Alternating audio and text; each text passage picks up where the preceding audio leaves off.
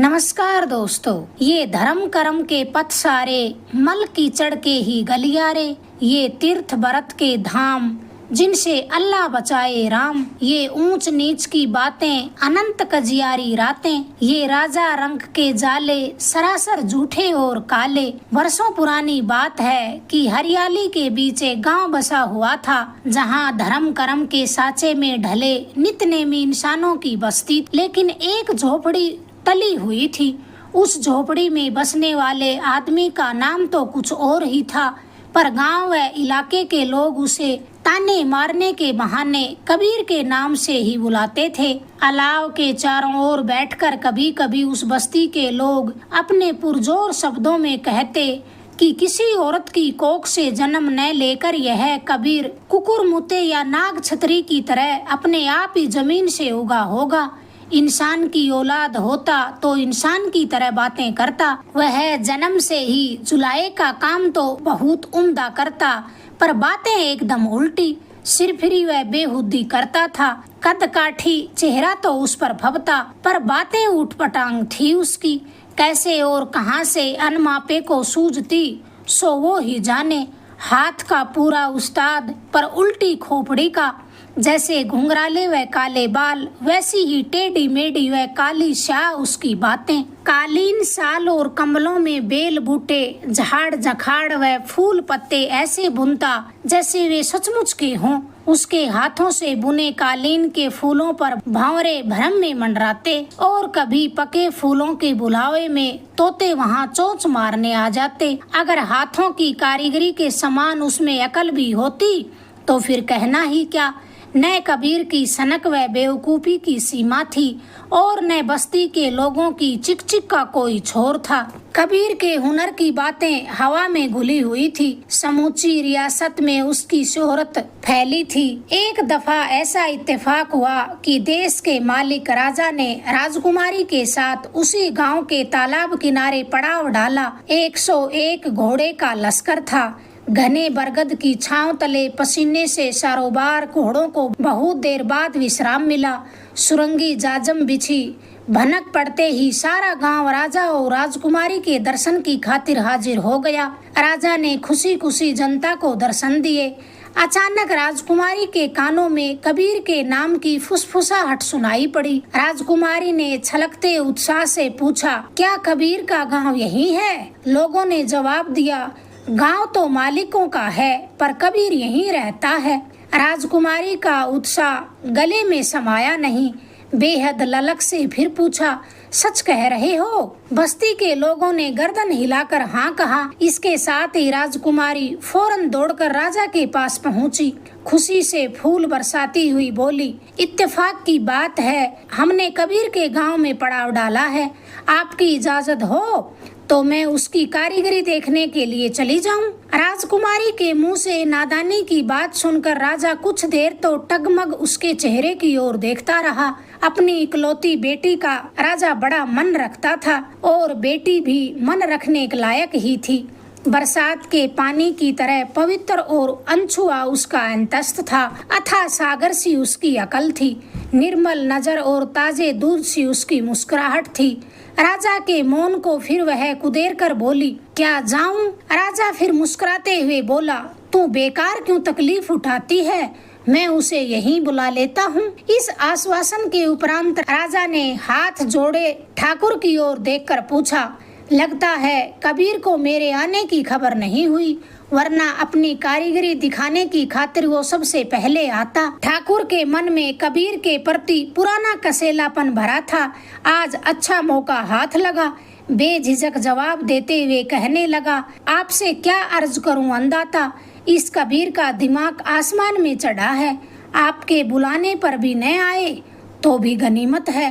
राजा तो राजा होता है, जन जन का मालिक, सर का मुकुट।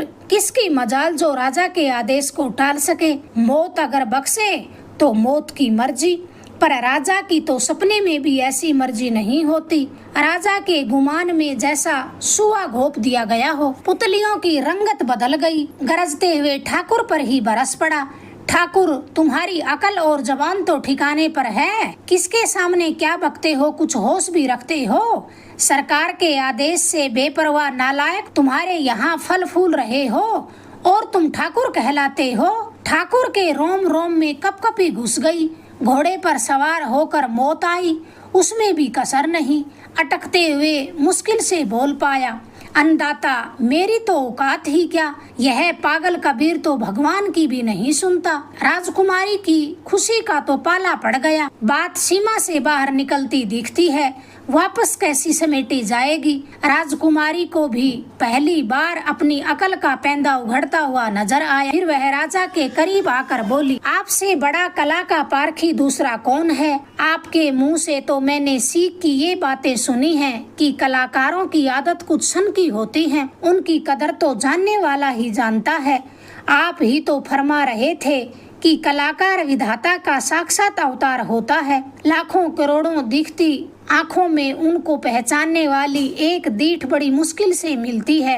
ये बेअकल ठाकुर बेचारे दारू व ऐश के अलावा कुछ जानते भी हैं? उफनते दूध पर मानो ठंडे पानी के छींटे पड़े हों। राजा मुस्कुराने की कोशिश करते करते कहने लगा, मेरी लाडली बेटी, तेरी समझ के आगे हार माननी पड़ती है। राजकुमारी बीच में ही फिर जल्दी से बोली, जैसी तैसी समझ आपकी ही बख्शी हुई है, मेरी तो बिसात ही क्या। राजकुमारी के गालों पर हाथ फिराते हुए राजा कहने लगा, तेरी बिसात का वजन मैं जानता हूँ। तेरा स्वभाव व अंतस्त तो ऐसा है कि बेटा बेटी दोनों की कमी पूरी कर देता है। अगर तू वक्त पर बात नहीं संभालती तो आज मेरे हाथों कबीर की मौत निश्चित थी।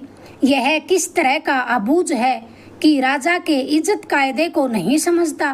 चल, मैं भी तेरे साथ चलता हूँ। तारीफ सुन सुनकर मेरे कान पक गए हैं। बेचारे कारीगर का वक्त जाया करना ठीक नहीं। जनता तो राजा की औलाद के समान होती है। जब वहाँ चलना ही है तो देरी करने का क्या फायदा। यह बात कहकर राजा आप ही जिस ओर मुँह था उधर ही चल पड़ा। ठाकुर हाथ जोड़कर लपकते हुए सामने आया और कहने लगा, गरीब नवाज, इधर पधारिए। कबीर की झोपड़ी का रास्ता तो इधर है। राजा ने मुड़कर ताज्जुब से पूछा, झोपड़ी? ऐसे मशहूर कलाकार की झोपड़ी? अपने भले बुरे का तुम्हें होश भी है? इन लक्षणों से यह ठिकाना ज्यादा नहीं टिकेगा तुम्हारा। बुखार के मरीज की तरह ठाकुर थर थर कांपने लगा। टूटते सुर में बोला, अन्नदाता, आँखों से देखे बगैर मेरी बातों पर आप बिल्कुल भी भरोसा न करें। राजकुमारी बात को खत्म करती सी बोली, अब देर ही क्या है, जिसकी करतूत होगी सामने आ जाएगी। बेटी की अकल पर अभिमान करता राजा कहने लगा, हाँ, अब देर ही क्या है। 50 आदमियों का जत्था राजा के पीछे पीछे कबीर की झोपड़ी पर पहुंच गया। नए खारिये से छाई कच्ची झोपड़ी, मुरड़ गोबर से लिपी हुई, मांडनों से चित्रित आंगन, जैसे यहाँ पर देवता खेलने आए हों। बैठकी पर बैठा कबीर करघा चला रहा था। गुलाबी ऊन का ताना तना हुआ था। सुरंगे तानों के बीच छटासट नली चल रही थी। दरवाजे पर लोगों की हलचल सुनी तो उसने पीछे मुड़कर देखा। गांव मालिक के साथ एक अजनबी परोढ़ आदमी, रेशमी अचकन, सोने का मुकुट, बाकी मूछें, कमर में लटकी सोने तलवार। नजदीक एक खूबसूरत लड़की खड़ी थी। न जवानी अंगों में समा रही थी और न ही रूप समा रहा था। उस रूप के परस से सुरंगी पोशाक की रौनक दिप दिप करने लगी। मृग नैनी सी बड़ी बड़ी आँखों से समझदारी की आब साफ झलक रही थी। अपने होठों पर पवित्र मुस्कुराहट छितराते कबीर झटपट उठ खड़ा हुआ। हैरत भरी निगाहों से लोगों के चेहरे बारी बारी से देख रहा था कि ठाकुर झुंझलाहट दर्शाते हुए कहने लगा, बावले की तरह टगमग क्या देख रहे हो? तेरे अहो भागे हैं कि देश का मालिक 3 लोक के नाथ खुद तेरे घर पधारे हैं तेरी कारीगरी देखने की खातिर। अब उल्लू की तरह आंखें क्या फाड़ रहे हो? कालीन या साल हो तो पेश करो। राजकुमारी ने कारीगरी से पहले नजर भरकर कारीगर को देखा। तबाई रंग, काले भुजंग बाल और काली भुजंग दाढ़ी, सफेद अंगरखी, सफेद ही धोती, घुंघराली घनी रोमावली, बर्फ जात धवल बतीसी, शीतल मुस्कुराहट, अंगों से परे मोहक रूप। राजकुमारी को इंसान के रूप में पहली दफा असली इंसान नजर आया। कबीर एक अबूझ बालक की मानिंदी कहने लगा, आपने तो यहाँ तक आने की तकलीफ की, पर मैं तो जैसे तैसे जुलाहे का काम जानता हूँ। आप कारीगरी माने तो आपकी मर्जी, पर मैं तो इस काम के सिवाय दूसरे काम के लायक नहीं हूँ। तभी राजकुमारी को भंवरों की भनभनाहट सुनाई दी। एक गुलाब के पौधे पर फूलों के ऊपर भंवरे मंडरा रहे थे, पर यह पौधा तो धरती की अधर होते हुए भी हरा भरा था। इस माजरे पर यकीन करने के लिए वह दौड़कर पौधे के करीब पहुंची। ऊपर हाथ फेरने पर मालूम हुआ कि यह तो बुनाई का पौधा है। आगे अलगनी पर 4-5 कंबल व शाल लटक रहे थे। राजा और राजकुमारी ने अपनी सुध बुध विसार कर खुद उन शालों को खोला। तय खुलते ही एक एक की बनावट में उनकी नजर उलझ गई। काली घटा में गोया वाकई बिजली चमचमा रही हो। कहीं आंधी का अंधड़ तो कहीं बवंडर की घुमर, कहीं इंद्रधनुष तो कहीं रेगिस्तान की बल खाती लहरें, कहीं हरे करील पर लटके लाल ढालू ही ढालू। शिकारी राजा को बिलों की पहचान थी। एक कालीन की तय खुलते ही हैरानी से पूछा, अरे यह लोमड़ी के बिल की तरह क्या है? भीतर लोमड़ी तो नहीं छुपी? कबीर मुस्कुराते हुए बोला, आपने पहचाना तो खूब, वास्तव में यह लोमड़ी का ही बिल है। राजकुमारी शहद घुले सुर में बोली, पर लोमड़ी के बिल में तुम्हें ऐसी क्या खूबसूरती नजर आई? कबीर के मन लायक सवाल था। उत्साह से जवाब दिया, कुदरत की हर वस्तु एक दूसरे से बढ़कर है, न कोई 19 न कोई 20। राजकुमारी के रूप को यह बात काफी बुरी लगी। भद्दा सो भद्दा, सुंदर सो सुंदर, दोनों एक समान कैसे हो सकते हैं? फिर वह बोली, फिर खूबसूरती व बदसूरत का मतलब ही क्या? खूबसूरत को फिर पूछेगा ही कौन? कबीर धीरज से कहने लगा, खूबसूरत और बदसूरत का फर्क तो इंसान की समझ और नजर का विकार है। आपको शायद विश्वास नहीं होगा कि एक बार जंगल से गुजरते समय मेरी नजर लोमड़ी के बिल पर पड़ गई थी। उस वक्त मुझे वो चांद से भी ज्यादा खूबसूरत लगा था। अगले दिन करघे पर बैठा तो अपने आप ही लोमड़ी का बिल बन गया, हूबहू उसी बिल की तरह। राजा होठ चबाने के उपरांत कहने लगा, जंगल वाला बिल तो राम जाने मेरे मन भाता या नहीं, पर तेरी यह कारीगरी तो जैसे मुंह से बोलती हो। कहीं विधाता का अंश तो तेरे हाथ नहीं लग गया? आंखों देखी वस्तु बड़ी मुश्किल से हाथों की पकड़ में आती है। देखने में तो कोई नहीं चूकता, पर हाथ सभी के चूकते हैं। कबीर गर्दन हिलाते हुए कहने लगा, देखने में चूक होती है, तभी तो हाथ चूकते हैं। किसी वस्तु को देखते समय मेरी आंखें हाथ बन जाती हैं और करघे पर बैठते ही मेरे हाथ आंखें बन जाते हैं। राजकुमारी ने पहली मर्तबा इंसान की जबान से इंसान के बोल सुने। यह तो राजा से बराबरी के भाव से बेहिचक बात कर रहा है। इसकी नजर में तो कोई छोटा बड़ा नहीं। राज दरबार का तो माहौल ही अलग है। इंसानों के मुखौटों में वहाँ पर सियार, कौवे, पिल्ले, गधे और मेमने इधर उधर चक्कर लगाते हैं। इंसान की योनि में आकर भी कोई इंसान की मर्यादा नहीं जानता। राजकुमारी होश संभालने के बाद जिस मर्यादा को देखने की खातिर तरस रही थी, वह पहली बार कबीर के चेहरे पर नजर आई। उसकी हृदय खुशी के हिलोरे लेने लगा। राजा ने कबीर की पीठ थपथपाते हुए कहा, लोग ईर्ष्या से चुगली करते हैं, पर मैं लोगों की बातों पर ध्यान नहीं देता। आज से राज का खजाना तेरे लिए खुला है। तेरी कारीगरी का मुंह मांगा दाम मिलेगा। किसी तरह की शंका या संकोच मत करना। कबीर मुस्कुराते हुए कहने लगा, इसमें संकोच किस बात का? आपको शायद मालूम नहीं कि मैं बेचने की खातिर बुनाई का काम नहीं करता। इलाके के सेठ महाजन लालच दे देकर हार गए, पर मैंने अपनी कारीगरी को पैसे के बदले नहीं बेचा। जो बात सपने में भी मेरे मन को नहीं जचती, उसे मानने से क्या फायदा? राजकुमारी तो सुनते ही इस बात का मर्म समझ गई, पर राजा एक एक अक्षर अच्छी तरह सुनकर भी न बात का भाव समझा और न ही बात का जायका। मुकुट और सिंहासन का गुमान ऐसी समझ को अपने पास भी नहीं फटकने देता। नासमझी से गर्दन हिलाता हुआ बोला, हाँ हाँ, इसमें बुराई क्या है? मेरी मेहर और राजा के खजाने के होते किसी दूसरे को तेरा माल बेचने की जरूरत ही क्या है? अब तो कोई 30 मार खा भी तेरा माल खरीदने की हेकड़ी दिखाए तो मुझे खबर कर देना, मैं उसे जिंदा जमीन में गाड़ दूंगा। समझ गए ना? ठाकुर ने हाँ में हाँ मिलाते हुए हुए ताना मारा, यह जन्म से ही सारी बातें समझा हुआ है अंधाता, फिर क्यों किसी की बात माने।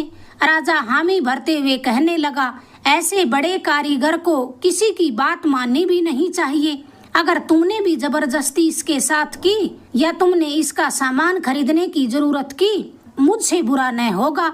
फिर कबीर की ओर देखकर राजा ने अपनी बात जारी रखी, बोला, बोल, इस ठाकुर ने तुझे कभी परेशान तो नहीं किया। इस सवाल के साथ ही ठाकुर का तो जाने समूचा खून निचड़ गया हो। अचिती मुश्किल आई ही समझो। कबीर सरल भाव से बोला, किसी के करने से मैं परेशान नहीं होता, अपने मन से परे मैं किसी की बात मानूं तब ना। आप फिक्र कर रहे हैं, मुझे कोई परेशान नहीं कर सकता। कबीर की बात सुनकर राजा और ठाकुर दोनों निश्चिंत हो गए। ठाकुर के दिल की फड़फड़ाहट बंद हुई, पर राजकुमारी को आगे का अंजाम साफ नजर आ रहा था। कैसी बुरी सूझी जो यहाँ आने का हठ किया, पर अब पछताने से क्या हो सकता है। नादान दोस्त भी दुश्मन की गरज पूरी करता है। राजकुमारी की वजह से ही कबीर का बहुत अहित होगा और शायद लाख कोशिश करने पर भी नहीं टल सकेगा। राजकुमारी का अंतस्त भीतर ही भीतर ऐंठने लगा। आखिर यह बातचीत किस मुहाने पर पहुंचेगी, उसे पहले ही सब मालूम हो गया और उपाय का कोई गली या गलियारा नजर नहीं आया। राजा ने ऐसी बातें आज तक किसी के साथ न की थी। इसका ख्याल आते ही उसने फौरन सैनिकों को आदेश दिया कि वे दिखती हुई तमाम कारीगरी अपने कब्जे में कर लें और कबीर के घर आकर जल्द से जल्द मुंह मांगी कीमत अदा कर दें। लेन देन की खातिर कबीर का वक्त जाया किया तो उसका भगवान ही मालिक होगा। और इस आदेश के साथ ही राजकुमारी के कलेजे में मानो सुरंग फटी हो। उसका सांस जहां का तहां थम गया, पर कबीर के चेहरे की रंगत रंच मात्र भी नहीं बदली। सैनिक अलगनी पर लटकते कालीन व कंबलों को लेने की खातिर आगे ही बढ़े थे कि वह उसी तरह मुस्कुराते हुए बिना अन्नदाता का लफ्ज जबान पर लाए हुए बोला, मैंने तो पहले ही साफ कह दिया था कि मुनाफे की खातिर जुलाहे का काम नहीं करता। आपका आना बेकार गया, इस खातिर मैं माफी चाहता हूँ। अब राजा को कबीर की बात का मर्म ठीक से समझ में आया। दिमाग में बवंडर उठा, नसों का खून उबलने लगा। इस चांडाल की इतनी हिम्मत, भन्नाते हुए गरज कर पूछा, क्या दूसरों की तरह मेरे लिए भी बेचने की मनाही है? राजकुमारी के नसीब में यह दिन देखना भी बदा था।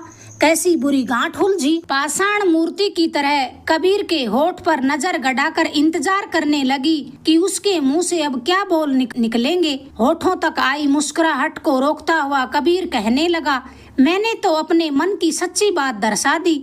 आप जो चाहें उसका मतलब निकाल ले। राजा के गुस्से को मानो पलीता लगा हो, पैर पटकते हुए बोला, मेरे पास मतलब निकालने का समय कहाँ है? नालायक, तेरी मौत तो नहीं आई। कबीर कहने लगा, मौत तो एक दिन सबकी आनी है, यह तो किसी का भी ख्याल नहीं करती, न राजा का न रंग का। मरने की बात मैं जानता हूँ, तभी तो अपनी मेहनत की कीमत नहीं आंकता। इस दफा ठाकुर ने एक बढ़िया तदबीर सुझाई। उंगलियां चटकाते हुए बोला, कीमत नहीं आंकना चाहते तो अन्नदाता के चरणों में खुशी खुशी ये तमाम वस्तुएं भेंट कर दो। ठाकुर के इस सुझाव से कबीर के होठों पर अपने आप ही मुस्कुराहट छा गई। कहने लगा, भेंट देना न देना तो मेरी मर्जी पर निर्भर करता है, फिर राजा को किस बात की कमी जो उसे भेंट दी जाए। राजकुमारी ने कबीर के नाम से ऐसी कई अफवाहें सुन रखी थी और उसे अनजाने ही उन पर काफी कुछ विश्वास भी हो गया था। आज उन बातों को रूबरू आजमाने के बहाने ही खुद उसने आगे होकर कबीर के मुकाम तक आने का इरादा किया था, पर बाकी सुनने वालों पर मानो वज्रपात हुआ हो। राजमद का असीम अहम कबीर के उस सरल स्वभाव को झेल नहीं पाया। इसके बदले तो तलवार का वार सहना आसान है। एक दफा तो राजा अपनी शुद्ध बुद्ध ही भूल गया, पर दूसरे ही क्षण नस नस में सांप, राक्षस और शेर की विरासत भवाने लगी। फुफकारते हुए बोला, तुम किसी को अपनी कारीगरी बेचता नहीं, किसी को भेंट करता नहीं, फिर यह है किस लिए? किसी और के छेड़ने या उकसाने से गुस्सा तो कबीर को आता ही न था, वो तो समूचा अपने वश में था। उसी धीमे सुर में बोला, जरूरत होते हुए भी जिनमें इन वस्तुओं को खरीदने की क्षमता नहीं है, मेरी कारीगरी उन लोगों के लिए है। ठाकुर ने आग में घी डालते हुए गरज कर कहा, चांडाल, तेरी यह मजाल। गुस्सा तो ऐसा आता है कि अन्नदाता के आदेश के बिना ही तेरी खोपड़ी उड़ा दूं। तेरी इन नाचीज चीथड़ों की खातिर 3 लोक के नाथ को दर दर का भिखारी बनाना चाहता है। कबीर को ठाकुर के गुस्से का कोई मतलब समझ में नहीं आया। वह चुपचाप असमंजस में खड़ा रहा। राजकुमारी ठाकुर की ओर देखकर तेज सुर में बोली, अपने हलक की बात नाहक इसके मुंह में क्यों ठूसते हो? इसने ऐसा तो कहा ही नहीं। राजकुमारी के रुख से वाकिफ होते ही राजा ठाकुर को झिड़कते हुए कहने लगा, तुम्हें बीच में बकबक करने को किसने कहा? क्या इससे निपटने लायक भी मेरी हैसियत नहीं है? ठाकुर कोहनियों तक हाथ जोड़ते हुए अटकते हुए बोला, आपकी हैसियत की क्या सीमा अंदाता? ऐसे लाखों करोड़ों भूखड़ मिलकर भी आपका बाल बांका नहीं कर सकते। राजा कहना तो कुछ और ही चाहता था, पर उसकी बेख्याली में आप ही यह बोल फिसल पड़ा। फिर ठाकुर ने राजा के चरणों को छूकर कहा, भयंकर गलती हो गई अंदाता, माफी बख्शे। राजा को उस वक्त ऐसा लगा जैसे ठाकुर के रूप में खुद कबीर उसके चरणों में झुक रहा हो। राजा तो राजा होता है। वास्तव में इस भ्रम के बहाने राजा की खीज काफी निथर गई थी। ठंडे सुर में भोले कबीर को लाड से समझाते हुए कहने लगा, इस जिद के पीछे धूल फेंके, छोड़ यह पागलपन। मेरे दर्शनों से पहले तकलीफ देखी सो देखी, अब तुम ऐश करोगे। मेरे खजाने से तुझे मुंह मांगी कीमत से भी सवाई कीमत मिलेगी। मुझ जैसा राजा तो चिराग लेकर भी ढूंढने पर नहीं मिलेगा। बावले कहीं के, राजा तो पिता की ठोर होता है, फिर मुझसे कैसा संकोच। राजा ने इतनी ही देर में उस चाशनी के तारों की पहचान कर ली थी। हुकूमत के आतंक के वश में आने वाला यह बंदा नहीं है। फिर मुहासिबों के सामने सिंहासन की पोल खोलने में क्या सार। लाड से पुचकारते हुए बोला, बोल, अब तो तेरा मन बदला। तू क्या सच मानेगा कि इतनी खुशामद तो मैंने पुराने राजा की भी नहीं की थी? तू खुशी खुशी हाँ करे तो सैनिकों को तेरी वस्तुओं के हाथ लगाने दूं। तुझ जैसे खरे आदमी पर मुझे भी नाज है। जो इच्छा हो कीमत मांग, अब तेरी पूरी छूट है। किसी के हाथों बख्शी हुई छूट लेने की रात तो कबीर का जन्म ही न हुआ, भले ही वो देश का मालिक ही क्यों न हो। अपने मन पर कबीर किसी का अंकुश नहीं मानता था। राजा खीज करे तो वही बात और रीज करे तो भी वही बात। समूची बात को सुथराई से संभालने की कोशिश करते हुए बोला, मेरी जरूरत इतनी कम है कि आपकी दी हुई छूट मेरे किसी काम नहीं आ सकती। आपका आना बेकार गया।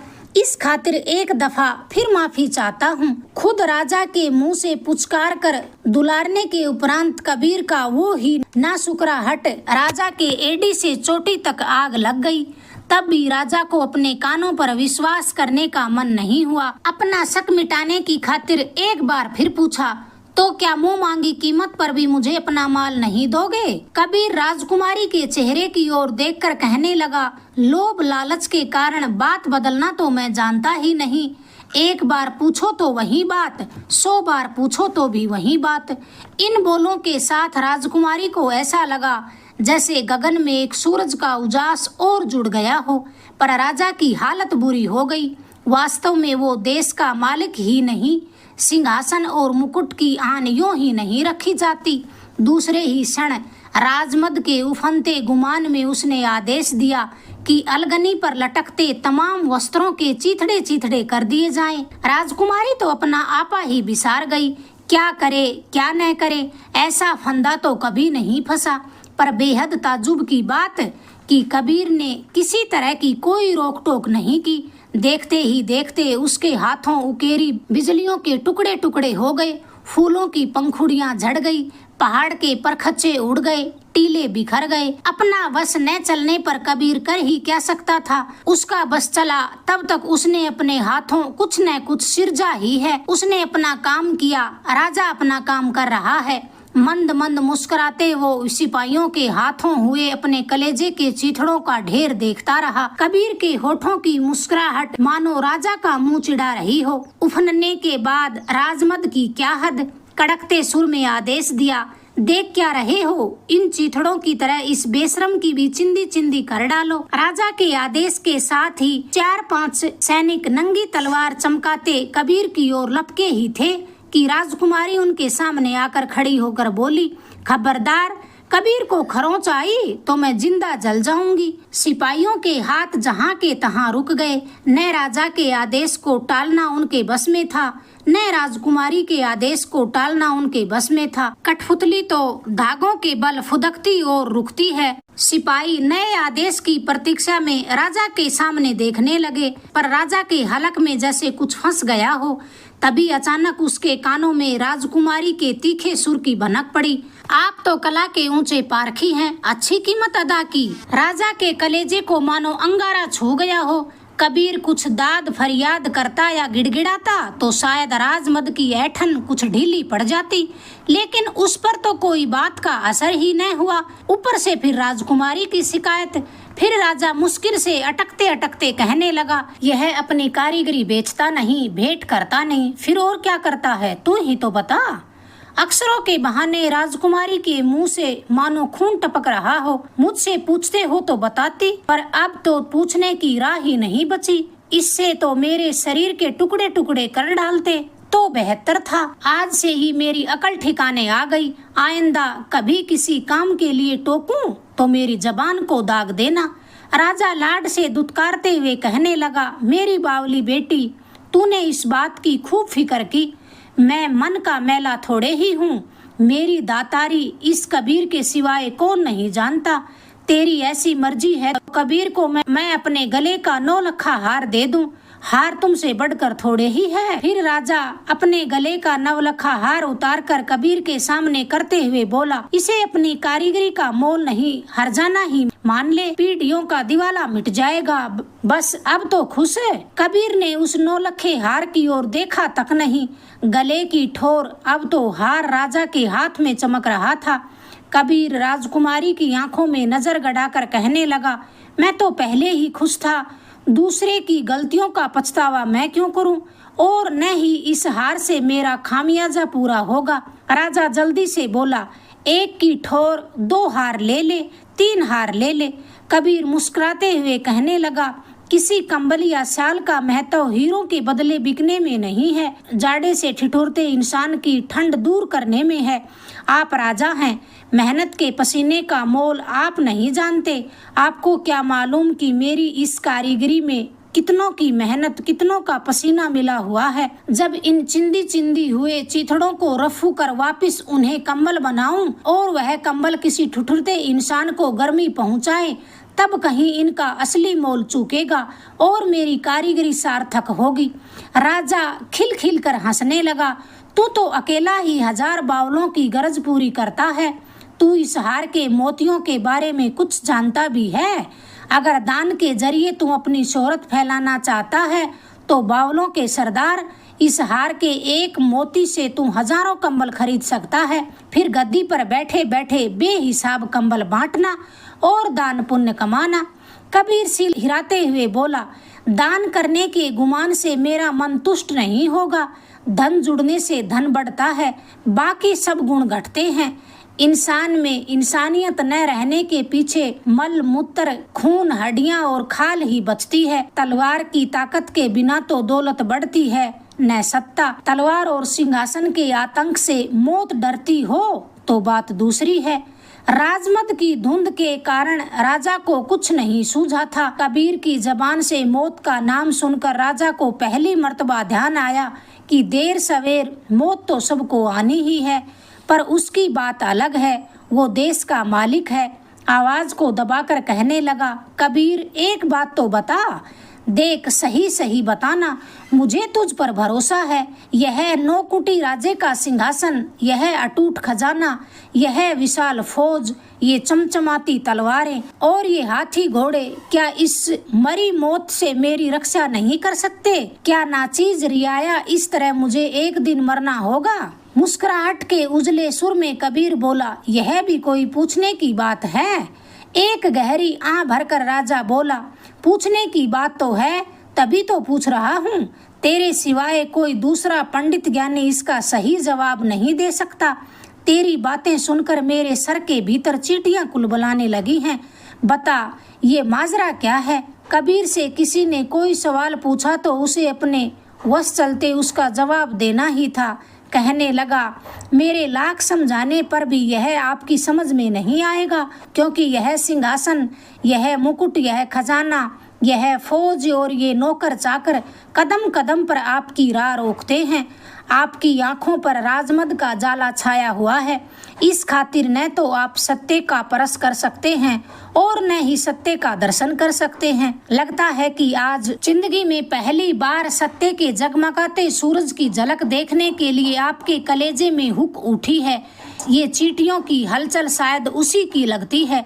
एक अबूझ बालक के उन्माद हामी भरते राजा अधीरता से बोला, हाँ उसी की है, बिल्कुल उसी की है, पर मेरे मन की तूने कैसे जानी?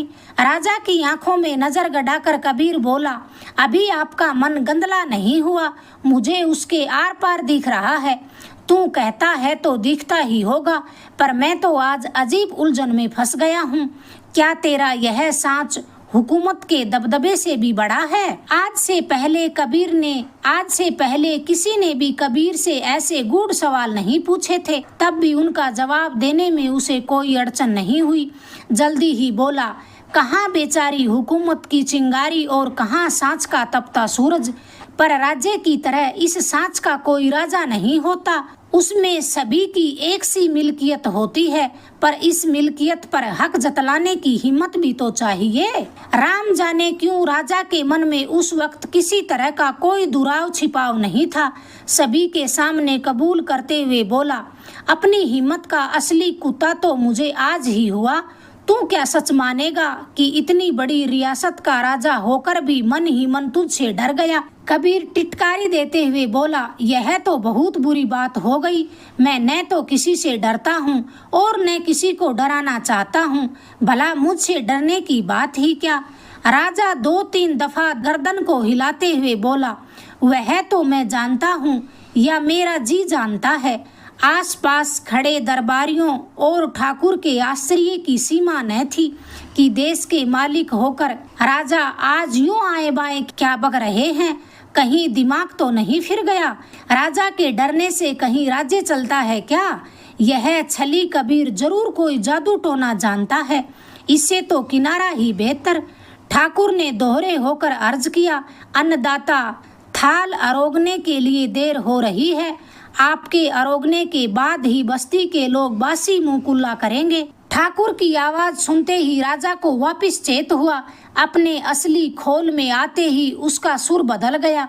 गगन की ओर ऊपर देखते हुए बोला, सूरज तो सिर पर चढ़ाया, अभी तक तुम्हारी बस्ती का मुंह बासी ही है। ठाकुर ने महाराज की जय हो कहने के उपरांत गर्व से कहा, आपके अरोगने से पहले तो मेरे स्वामी भक्त रियाया गले से थूक तक नीचे नहीं उतारती। मेरी स्वामी भक्त रियाया गले से थूक नीचे नहीं उतारती, रोटी खाना तो बड़ी दूर की बात।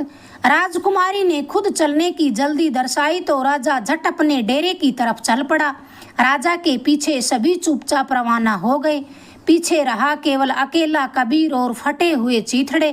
काम तो आखिर करने से ही निमटेगा, ना हक सोच विचार में क्या सार।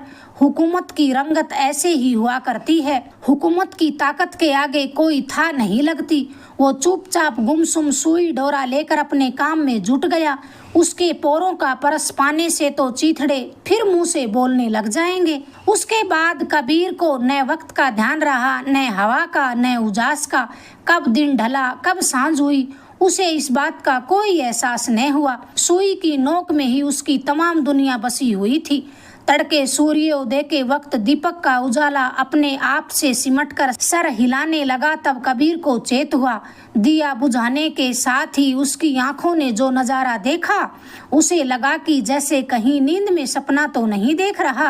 आंखें मसल कर फिर देखा, यह तो वास्तव में राजकुमारी हथेली में दीपक लिए सामने खड़ी थी। समूची दुनिया का सारा आश्चर्य मानो उसके गले में फूट पड़ा हो। आप? राजकुमारी ने कोई जवाब न दिया। कबीर के हाथों से रफू किए पहाड़ के यार पार नजर गड़ाकर एकटक देखती रही। कबीर पछतावे के सुर में माफी मांगता हुआ सा कहने लगा, मुझे न तो आपके आने का कुछ ख्याल था, न ही दीपक के उजाले का। इस बार राजकुमारी के गुलाबी होठों से आप ही अमृतवाणी झनकी। मुझे भी कहाँ ध्यान था कि डेरे में कब पहुंची और कब वापस रवाना हुई। आंगन में पांव धरते ही मैं जान गई कि तुम्हें सुई और डोरे के सिवा दूसरा कोई होश नहीं है। आई तो तुमसे बहुत सारी बातें करने के लिए थी, पर अब कुछ पूछने की जरूरत ही नहीं है। मौन से बढ़कर दूसरी कोई वाणी नहीं। बेकार बकवास में क्या फायदा।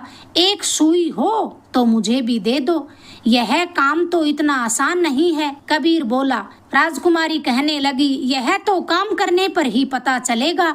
सुई देते हुए कबीर को रत्ती भर भी यकीन न था कि राजकुमारी उससे भी पटु है। लिहाज की वजह से उसने सुई दी थी, पर पहले टांके की लकब से वो अच्छी तरह जान गया कि ये हाथ तो जो चाहे कर सकते हैं। कबीर ने फिर हैरानी से पूछा, आपने ये काम कब सीखा? राजकुमारी कहने लगी, सीखा फिर कब, आज ही तो सीखूंगी। इतने बरस सुई का नाम तो जरूर सुना था, पर हाथ में अभी ली है। कबीर की खुशी का कोई और छोर न रहा। कहने लगा, बात तो यकीन करने लायक नहीं है, पर आपकी बात को झूठ भी कैसे मानूं? राजकुमारी सुई चलाते चलाते बोली, आप जैसे गुरु मिलने पर कौन क्या नहीं सीख सकता। सारी रात आपकी देखा देखी आँखों को पोर और पोरों को आँखें बनाने का काम सीखती रही। समूची बात बताने पर सत्य की मर्यादा कलंकित होती है। राजकुमारी आगे भी कुछ कहना चाहती थी। सहसा राजा आंगन में खड़ा नजर आया। राजा के साथ में ठाकुर और 8-10 सैनिक थे। राजकुमारी से आंख चार होते हुए राजा बोला, मैं जानता था तू यहीं मिलेगी। राजकुमारी के चेहरे पर लज्जा की झाई सी घुल गई। राजा को इतना धीरज कहाँ था। कबीर के सामने देखते ही बोला, तू तो मुझे नाचीज कंबल तक भेंट करने को राजी नहीं हुआ तो तेरी मर्जी, पर मैं तुझे ऐसी चीज भेंट करने आया हूँ कि जिसका सपना तेरे लिए नामुमकिन है। बोल, तू ही बता, ऐसी कौन सी भेंट हो सकती है? संकेत बिल्कुल स्पष्ट था, फिर भला कबीर क्यों न समझता। गंभीर सुर में बोला, मैं न तो किसी की भेंट कबूल करता हूँ, न किसी को कोई भेंट करता हूँ। राजा ताली बजाकर खिलखिल हंसने लगा। यह भेंट वैसी नहीं है, इंद्र भगवान का मन भी डोल जाए जैसी भेंट है। बताऊं क्या? राजकुमारी के हथलेवे में समूचे राज्य का दहेज मैं तुझे दूंगा। राजा की यह फूड़ बात सुनकर कबीर को बेखास्ता हंसी आ गई। हंसी थमने पर कहने लगा, ऐसी भेंट का तो सपना भी बुरा। मैं तो शादी ब्याह के लफड़े में नहीं पड़ना चाहता, और इस लफड़े के साथ राज्य का दहेज। क्या मुझे आप इतना अबूझ समझते हैं कि आपके वमन को मैं प्रसाद की तरह ग्रहण करूंगा? अगर सत्ता का सुख ही सबसे बड़ा सुख है तो आप उसे छोड़ते ही क्यों? आप खीज करें तो आपकी मर्जी। इस भेंट के लिए मैं माफी चाहता हूँ। राजा के रोम रोम में झुरझुरी दौड़ गई। राजकुमारी पर 1000 घड़े पानी गिर गया। सपने की सुनहरी लंका उसकी आंखों के सामने धू धू कर जलने लगी। राजा की बेटी होकर कितनी छोटी आशा की खातिर उसका मन डोला और उसमें भी पाला पड़ गया। अब तो 100 दफा जिला जिला कर इस मक्कार को वापिस न मारे तब तक राजा की जलन समाप्त नहीं होगी। सिपाहियों पर कड़कते हुए बोला, यूं नाखूनों से जमीन को कुरेदते रहोगे क्या? इस हरामजादे की चटनी कर डालो। ऐसे आदेश के बाद सिपाहियों को कैसी देर। एक साथ हवा में 9 तलवारें ऊपर उठी। फिर राजकुमारी आगे आ गई, लेकिन राजकुमारी इस बार टस से भी मस न हुई। उसकी आंखें पथरा गई हों कि अचानक राजकुमारी की जगह राजा सामने आकर जोर से बोला, खबरदार, मैंने आदेश दिया तो क्या हुआ? तुम्हें भी तो सोचना चाहिए था। कबीर के चीरा लगने से मेरी लाडली बेटी कितनी तड़फेगी। यहाँ से अपना काला मुंह करो। अब आइंदा भी ऐसा अंट संट आदेश करूं तो बिल्कुल मत मानना। मेरा दिमाग ठिकाने पर हो तब ना। खोपड़ी में तो मानो से ही घुसी हो। कहाँ की बिजली और कहाँ आकर गिरी। कबीर क्या करे और क्या न करे। थोड़ी देर तो कुछ समझ में नहीं आया, वो भी असमंजस में पड़ गया। फिर राजकुमारी के पास जाकर उसके एकदम करीब खड़ा हो गया। अपने हाथों में राजकुमारी का हाथ लेकर पिंगले सुर में कहने लगा, एक रात साथ रहने से एक दूसरे को ठीक से नहीं जाना जा सकता। शादी, बाल बच्चे, कुटुंब, परिवार, जमीन जायदाद में मुझे रंच मात्र भी आस्था नहीं है। दूसरे प्राणियों से अलग और ऊंचा समझने की गलत फहमी में इंसान की बेहद बर्बादी होती है और होती ही जा रही है। मेरी न कोई जात है, न कोई धर्म है, न कोई देश है। इंसान के लिए यह कितनी शर्म की बात है कि धर्म और पंथों के बहाने मरे हुए अवतार अब तक जिंदा इंसानों पर शासन कर रहे हैं। राजा से सब्र नहीं किया गया तो उसने बीच में ही पूछा, सुना है तू देवी देवताओं और ईश्वर को नहीं मानता? इस बार कबीर व्यंग से मुस्कुराते हुए बोला, मानता हूँ, जरूर मानता हूँ। आत्मा, परमात्मा, भाग्य और धर्म से बड़ा जाल इंसान के हाथों न तो रचा गया और न ही रचा जाएगा। अकल की खोपड़ी नवाकर जिंदा इंसान पत्थर की मूर्ति को पूजता है। इससे घिनौनी बात और हो ही क्या सकती है। इतनी बात बढ़ गई है, इसलिए मुझे पहली दफा अपने मन की बात समझाने की जरूरत पड़ी। अब राजकुमारी के होठ खुले, धीमे व मीठे सुर में बोली, इतनी बातें जानते हुए भी जब तुम्हारी आंखों के सामने तुम्हारी कारीगरी की धज्जियां उड़ रही थी, 2 बार नंगी तलवारें ऊपर उठी, राजा व ठाकुर की अंट संट दुत्कार सुनी, तब तुम्हारे कलेजे में गुस्से की आग क्यों नहीं भभकी? तुम मरने मारने पर उतारू क्यों नहीं हुए? इतने लंबे चौड़े ज्ञान के बावजूद भी तुम्हारे अंतस्थ में जीने का मोह है। फिर तुम्हारा क्रोध किस दिन के लिए है? कबीर उसे आराम से समझाने लगा, राजकुमारी, एक अज्ञानी के क्रोध से कुछ नहीं हो सकता, वो तो खुदकुशी के समान है। जिस दिन मेरे क्रोध की छूत जन जन के हृदय में खुदबुदाएगी, उस दिन इंसानों की दुनिया में न कोई राजा होगा, न कोई रंक होगा, न कोई ऊंचा होगा, न कोई नीचा होगा। राजा कबीर का हाथ थामकर गिड़गिड़ाते हुए बोला, इसी प्रायश्चित की खातिर मैं राज्य छोड़ने को तैयार हूँ। और तू क्या चाहता है? कबीर मुस्कुराते हुए बोला, मेरे चाहने और न चाहने से क्या फर्क पड़ता है? राजा सिर हिलाते हुए बोला, यही तो तेरी भूल है। तू एक दफा अपने मन की चाह जाहिर करके तो देख। मेरी बेटी तेरे सिवाय किसी का हाथ थामना ही नहीं चाहती और तू ऐसा ठूठ कि उसकी कोई परवाह ही नहीं करता। कबीर बोला, परवाह क्यों नहीं करता? 1000 बार परवाह करता हूँ। अगर नर मादा की हैसियत से जहाँ तक एक दूसरे का मन चाहे, राजकुमारी मेरे साथ इस झोपड़ी में रहने को तैयार हो तो रह सकती है, मैं मना ही नहीं करूँगा। इतना कहकर कबीर अपने करघे पर बैठ गया और राजा और राजकुमारी एक दूसरे की तरफ देखने लगे। अगर आपको ये किस्सा पसंद आया, प्लीज़ चैनल को लाइक करें, शेयर करें, सब्सक्राइब करें। धन्यवाद दोस्तों।